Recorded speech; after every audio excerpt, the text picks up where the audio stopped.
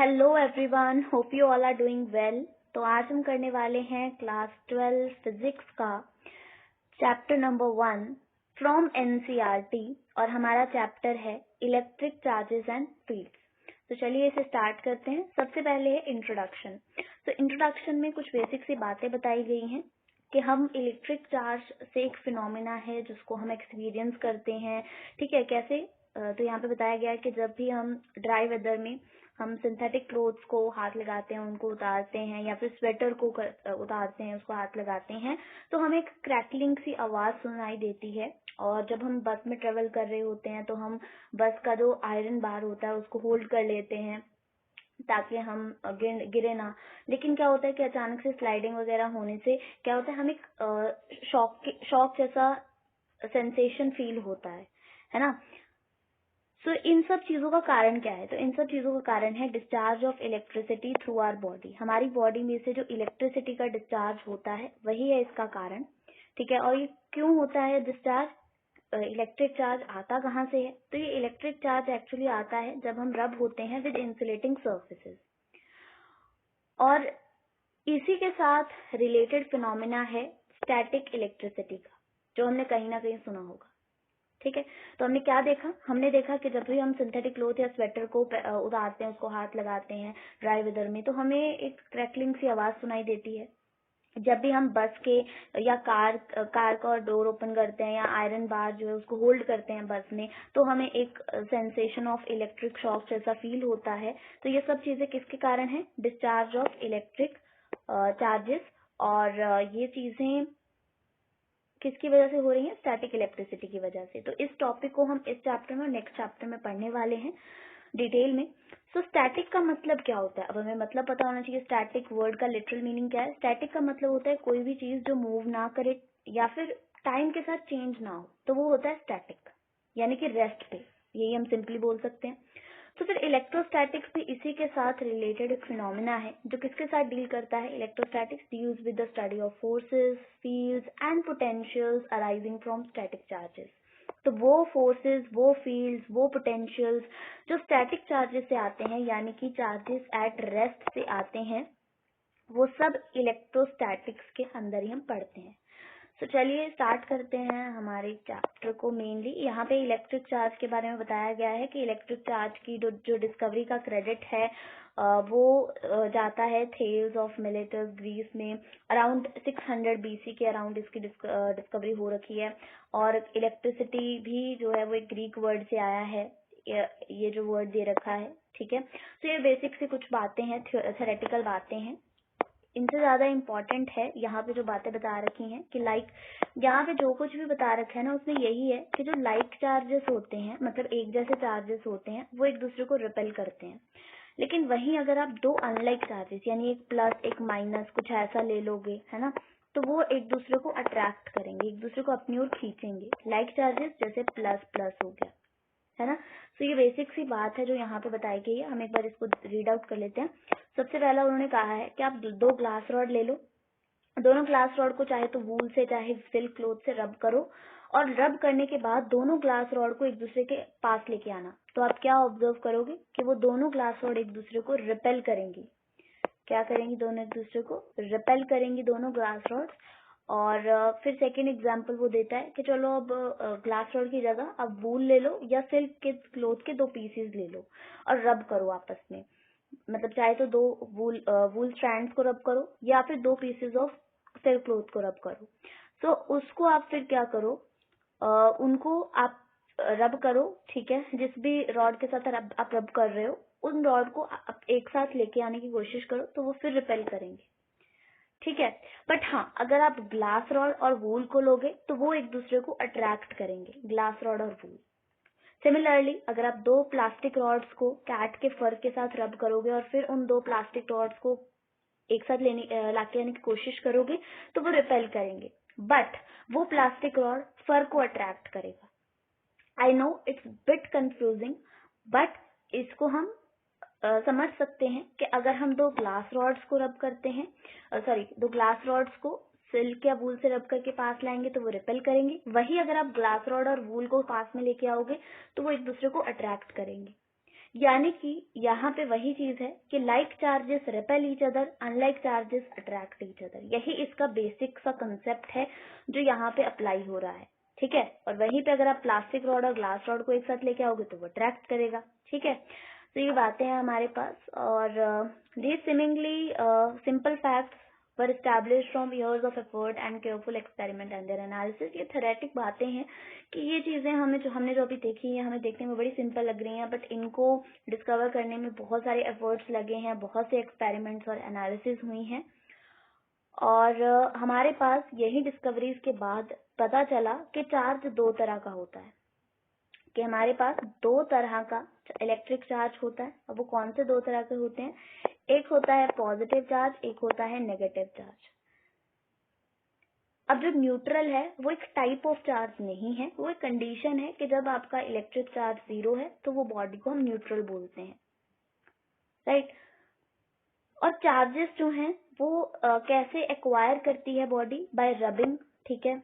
और दो और मेथड्स भी होते हैं कि इंडक्शन और एक कंडक्शन। देखते हैं, जो जो आएंगे हम उनको डिस्कस करते जाएंगे।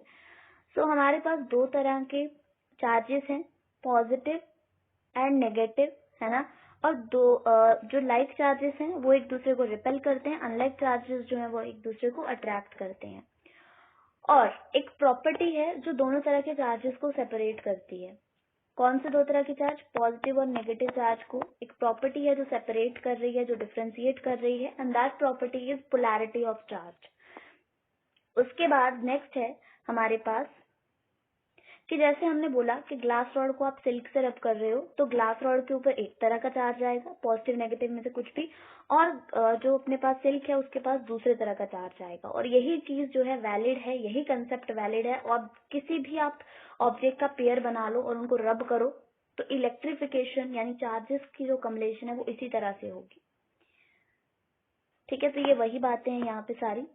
उसके बाद वो कहता है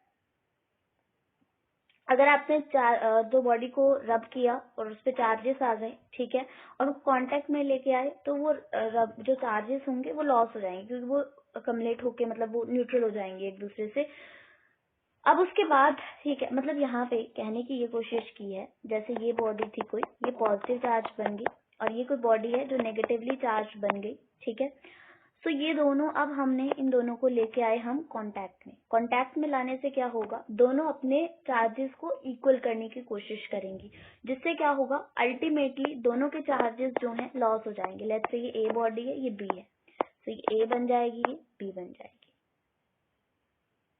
जैसे जैसे चैप्टर में आगे बढ़ेंगे ये कंसेप्ट और क्लियर होते जाएंगे, सो डोंट वरी। उसके बाद क्या आता है? उसके बाद आता है हमारे पास चार्जेस को पॉजिटिव नेगेटिव नेम दिया था अमेरिकन साइंटिस्ट बेंजामिन फ्रैंकलिन ने। और बाय कन्वेंशन माना जाता है कि ग्लास रॉड या कैट फर पे जो चार्ज होता है वो पॉजिटिव होता है, प्लास्टिक रॉड या सिल्क पे चार्ज नेगेटिव होता है, ठीक है। अगर किसी ऑब्जेक्ट के ऊपर चार्ज है तो वो इलेक्ट्रिफाइड माना जाता है, अगर चार्ज नहीं है तो उसे हम इलेक्ट्रिकली न्यूट्रल बोलते हैं। So I hope this is clear कि बाय कन्वेंशन मतलब बाय डिफॉल्ट जैसे हम बोल देते हैं, तो ग्लास रॉड या फिर कैट फर के ऊपर पॉजिटिव चार्ज है, प्लास्टिक रॉड और सिल्क के ऊपर नेगेटिव चार्ज है। अब इसके बाद नेक्स्ट टॉपिक है gold leaf electroscope. Gold leaf electroscope एक बहुत इम्पॉर्टेंट एक अपैरेटस है, ठीक है, जिससे हम चार्ज को डिटेक्ट कर सकते हैं एक बॉडी पे। तो अगर आपको किसी बॉडी पे चार्ज डिटेक्ट करना है तो आप गोल्ड लीफ इलेक्ट्रोस्कोप का इस्तेमाल करो। अब यहाँ पे इसके डायग्राम नेक्स्ट पेज पे देख लेते हैं। तो यहाँ पे क्या होता है, एक वर्टिकल मेटल की रॉड होती है जो एक बॉक्स के अंदर, मतलब आपके पास एक बॉक्स होगा, ठीक है, और इस बॉक्स के अंदर एक वर्टिकल रॉड होगी जो इस बॉक्स के अंदर जाएगी, ठीक है। और इसके बॉटम पे दो पतले पतले गोल्ड के इस तरह से लीव्स जो हैं वो अटैच्ड होंगे। जब भी इसके ऊपर क्या होगी, इसके ऊपर एक मेटल नॉब होगी, ठीक है, एक मेटल की नॉब होगी इसके टॉप पे। तो ये जो डायग्राम है, ये जो फिगर है ये जस्ट इलस्ट्रेशन पर्पस के लिए, इसकी प्रॉपर डायग्राम दी हुई है एनसीईआरटी में, तो मैं दिखाऊंगी, बट समझने के लिए हम समझ लेते हैं। अब मान लीजिए हम यहाँ पे एक कोई ऐसे ऑब्जेक्ट लेके आए, ठीक है, हमने यहाँ पे एक चार्ज ऑब्जेक्ट को इस मेटल के साथ टच कराया, ठीक है, और मान लेते हैं हम कि इसके ऊपर कुछ पॉजिटिव चार्ज है, अगर तो इसके ऊपर चार्ज है, लेट्स से वो पॉजिटिव चार्ज है, नेगेटिव भी हो सकता है, तो वो सारा चार्ज इसके थ्रू ऐसे ट्रेवल करेगा और इनके ऊपर भी आएगा, जिस वजह से क्या होंगी, ये दोनों गोल्ड लीफ एक दूसरे से डाइवर्ज हो जाएंगे, यानी कि ये एक दूसरे से दूर जाएंगे, ठीक है। और जो डिग्री ऑफ डाइवर्जेंस होगा वो बताएगा कि कितना चार्ज है। अगर ज्यादा डाइवर्ज हो रही है मतलब ज्यादा चार्ज है, कम डाइवर्ज हो रही है मतलब कम चार्ज है, एज सिंपल एज इट। फिर उसके बाद वो कहता है अब ये क्वेश्चन दिमाग में आना चाहिए कि मटेरियल बॉडीज चार्ज क्यों एक्वायर करते हैं, ठीक है। हमें पता है मैटर एटम या मॉलिक्यूल्स का बना हुआ है। कुछ फोर्सेस होती हैं जो कि उन मॉलिक्यूल्स को एक साथ एकजुट रखती हैं, कुछ फोर्सेस होती हैं जो सॉलिड्स में होती हैं, ठीक है। अलग अलग जो हमारे पास अलग अलग जो भी लाइफ में अलग अलग फील्ड्स हैं, उनमें फोर्सेस कहीं ना कहीं एग्जिस्ट करती हैं। तो इसीलिए हम इस टॉपिक को यानी कि फोर्स के टॉपिक को पढ़ेंगे। तो यही यहाँ पे इंट्रोडक्शन है फोर्स की। अब अगर आप मान लो कि आप चाहते हो कि आप किसी न्यूट्रल बॉडी को इलेक्ट्रीफाई करो, यानी कि आप उस पर चार्ज लेके आओ, ठीक है। तो आप क्या करोगे, आप उसमें क्या करोगे, चार्ज या तो ऐड करोगे या रिमूव करोगे, ठीक है। So to electrify a neutral body we need to add और remove one kind of charge. When we say that a body is charged we always refer to this excess charge और deficit of charge. जब हम बोलते हैं कि कोई body charge है तो हमारा कहने का मतलब क्या होता है, यानी पॉजिटिव नेगेटिव चार्ज आखिर में होते क्या है, इनका मतलब होता है या तो चार्ज लॉस हुआ है या गेन हुआ है, ठीक है। सो सॉलिड्स में कुछ इलेक्ट्रॉन्स लेस टाइटली बाउंड होते हैं और यही वो चार्जेस होते हैं जो एक बॉडी से दूसरी बॉडी में ट्रांसफर होते हैं, यानी कि हमारे पास एक इलेक्ट्रॉन होते हैं, एक प्रोटॉन होते हैं, बट जो चार्जेस ट्रांसफर होते हैं वो इलेक्ट्रॉन होते हैं। ऐसा क्यों, क्योंकि लेस टाइटली बाउंड होते हैं, इनका मास भी कम होता है, नेग्लिजिबल मास माना जाता है, 9.1 × 10⁻³ kg, ठीक है। अब पॉजिटिव चार्ज जिस बॉडी पे होगा उससे आप समझ आना कि इसने कुछ इलेक्ट्रॉन्स को लॉस किया, यानी डोनेट कर दिया इसने इलेक्ट्रॉन्स को। अब अगर किसी बॉडी पे नेगेटिव चार्ज है तो आप समझ आना कि उसने इलेक्ट्रॉन्स को गेन करा है, ठीक है जी। तो हम जब किसी ग्लास रॉड को सिल्क के साथ रब कर रहे हैं और इससे क्या हो रहा है, कुछ इलेक्ट्रॉन्स जो हैं ग्लास रॉड से सिल्क की तरफ गए हैं, इलेक्ट्रॉन इससे इसकी तरफ गए हैं, जिससे इस पे पॉजिटिव चार्ज आ जाएगा, ठीक है, इस पे नेगेटिव चार्ज आ जाएगा। आई होप अब ये बातें क्लियर हो रही हैं जो हमने पहले हमने देखी थी, पढ़ी थी कि कैसे कोई कैसे रिपेल हो रहा है, कोई अट्रैक्ट हो रहा है। ये एक्चुअली चार्जेस का खेल था, ठीक है। अब ग्लास रॉड को आप वूल से करोगे तब भी ग्लास रॉड कुछ चार्जेस इलेक्ट्रॉन्स देगा वूल को, तो ग्लास रॉड के ऊपर तो हर टाइम पॉजिटिव चार्ज है, तो हर टाइम ग्लास रॉड पॉजिटिव है, तो इसीलिए जब ग्लास रॉड को पास में लेके आएंगे तो वो एक दूसरे को रिपेल करेंगे। हमेशा जब भी रबिंग वगैरह होती है तो उसमें इलेक्ट्रॉन्स का जस्ट ट्रांसफर होता है एक बॉडी से दूसरी बॉडी में, कभी भी नया चार्ज जो है वो क्रिएट नहीं होता है। नंबर ऑफ इलेक्ट्रॉन्स जो ट्रांसफर भी होते हैं ना वो काफी स्मॉल फ्रैक्शन में होते हैं। Hope you all enjoyed watching this video. Please like, share and subscribe the channel for watching more videos. Thank you.